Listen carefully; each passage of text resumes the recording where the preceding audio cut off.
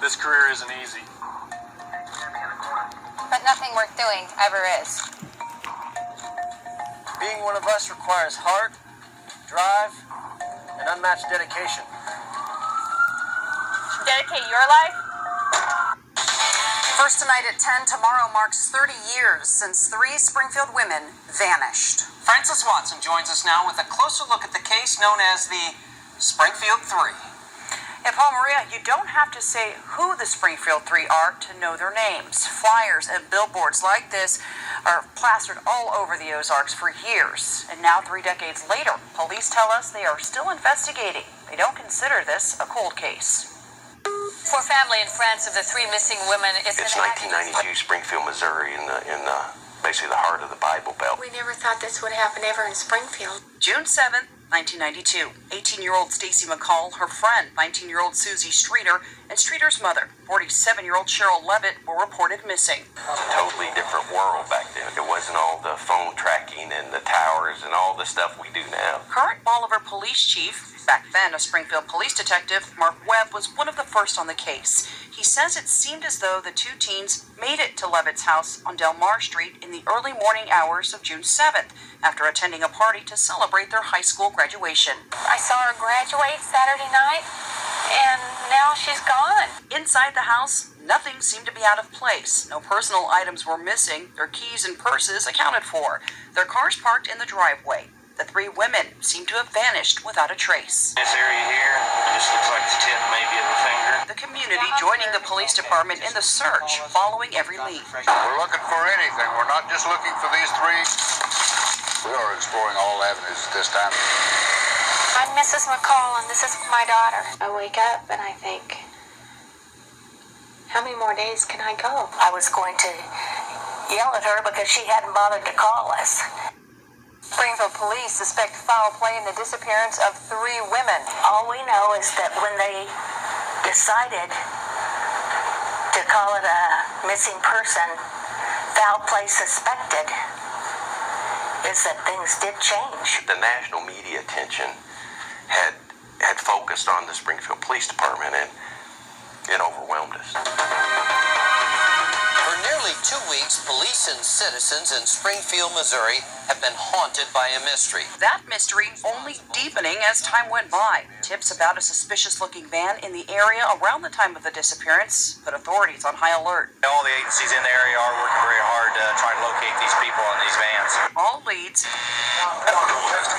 no matter how incredible, hunted down. Lead number 15,416. There's buzzards flying over some silo or something, and they would send people. The parking structure at Cox Health's South Campus was examined with special equipment after rumors circulated that the women were buried there, though nothing was found. An anonymous male caller told KY3 that inside this newspaper stand Was a note with possible clues on the women's whereabouts. It was found in an envelope. They'd cut the words out just like in the movies. Over the years, tips continue to trickle in, not only to police, but to our station. These handwritten letters mailed to KY3 with vague details and theories about what happened here on Del Mar Street. Is there something more we could have done? Is there another question we could have asked? Was that person lying to us? Could we have dug deeper there? Just those questions of how could we have done better? There's a lot of what ifs. There's what ifs in every case. There were many mistakes made early on.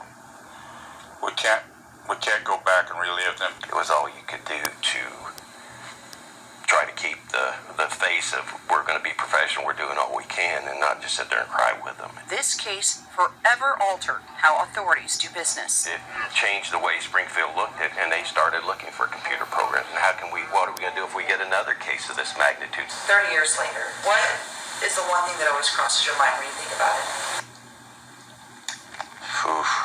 There's many things. I think that probably the thing I think about most is what happened to them. What were their last hours on Earth like? And again, I don't know that I can't prove they're deceased, but what things happen. For Janice and Stu McCall, Stacy's parents, June 7th isn't an anniversary. This isn't a happy thing. It's not a celebration. we really can't have a celebration of anything, not of her life or Susie's or Cheryl's, because we don't know what happened. We have a certain amount of depression. We go through it every day, but we deal with it. We don't have a lot of time to live. We'd like someone to come forward and just give us some kind of information. The McCalls say police tell them they are continuing to actively investigate the case, though our requests for on-camera interviews or updates from detectives were denied. And they have some new people that are very interested in solving this case. I may be crazy, but I'd rather have hope than not have any hope at all and give up. She'll always be our baby. She'll always be 18 in my mind, because I can't picture her as being 48. How can she have gotten to 48? We haven't been there. I don't believe in closure for missing persons. You can have an ending to this segment of our life, but it won't be closure. Now, soon after our interview with the McCalls, Janice had a serious heart attack. I spoke with her this afternoon. She's at home resting and plans on being at the vigil tomorrow night at 7:30 at the victim's garden at Phelps Grove Park. Now, there is a $42,000 reward for any information in this case. If you know anything, you're urged to call these numbers. It's 417-864-1810 or 417-869-TIPS. Paul, Maria?